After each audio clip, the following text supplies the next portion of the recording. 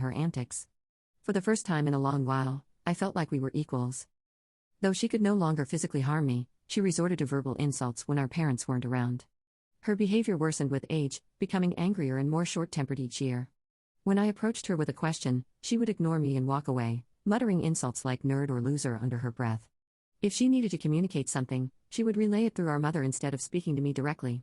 When I questioned my mother about why Danielle couldn't just talk to me, she would urge me to be more understanding. I couldn't tell if it was just puberty or genuine hatred.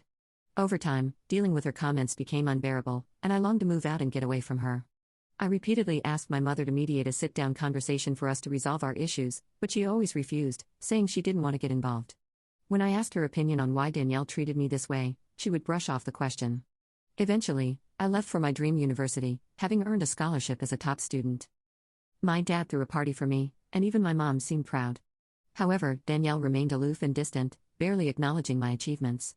The day I left for university was a mix of excitement for the future and relief to escape the toxic home environment.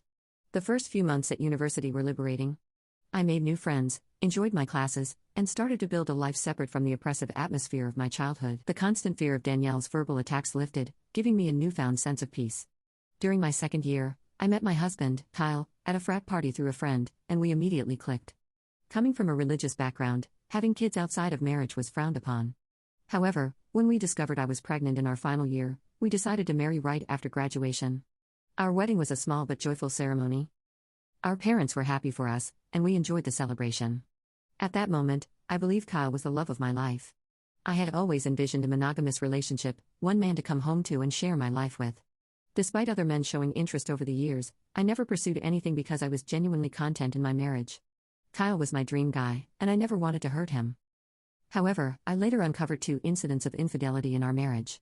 One was an intermittent affair with his married co-worker that spanned several years, and the other was a brief fling with an ex-girlfriend during a visit to his family. Some might think I was naive. And looking back, I can't completely disagree. Each time we separated for a while, I chose to forgive my husband.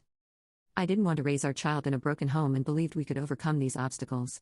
The affair with his co-worker happened when we were young, and I attributed it to youthful mistakes and poor judgment. For a period, things seemed to get better. Although I could never fully trust him again, I did my best to set aside my doubts, knowing that if I chose to forgive, I had to genuinely work toward a fresh start. It's been 4 years since his second betrayal, and I felt confident in my decision to give him another chance. Kyle seemed to have changed, and we were genuinely happy, planning our family's future. However, 3 months ago, my world was shattered once more when he revealed that he had been having a long-term affair and suggested that our daughter might not be mine. His words struck me like a ton of bricks. A mix of shock, betrayal, and disbelief overwhelmed me. I struggled to comprehend the enormity of his confession. In a daze, I managed to ask why he had kept such a significant secret and how he could have done something so devastating. His reaction was cold and indifferent, as if he were detached from the pain he caused. His vague responses left me with more questions than answers. It was a surreal and painful moment, confronting the shattered trust and uncertainty about my own family. I continued to press Kyle for the truth because I felt I deserved to know the father of the child I had been raising since birth. Ultimately, he admitted it was Danielle. My eyes widened in shock as I asked Kyle what he meant. He explained that he and Danielle had become friends when I introduced him to my family, and he stayed with us from Thanksgiving until New Year's. Danielle, usually cold to me, was warm and polite towards him, which made me glad because I didn't want Kyle to feel unwelcome. Kyle wanted to be accepted into my family, so he spent significant time with my dad whenever possible. He noticed the rift between Danielle and me and questioned me about it. I opened up about our strained relationship and explained that we might never repair it due to her unresolved feelings. Kyle understood, but started including Danielle in our outings, hoping it would help us bond. Whenever we planned to watch a movie, he invited Danielle, and we watched whatever she chose. During this time, Danielle and I exchanged a few words, which was an improvement compared to her usual silent treatment. I remember Kyle and Danielle hanging out and playing video games together, but I never thought much of it. Kyle told me that one day, Danielle opened up to him about her struggles in a recent breakup. Feeling vulnerable, she struck up a friendship with him. He mentioned that she would harmlessly flirt with him when I wasn't around, and eventually, things escalated beyond his control. The vision of my husband and sister sleeping together made me feel sick.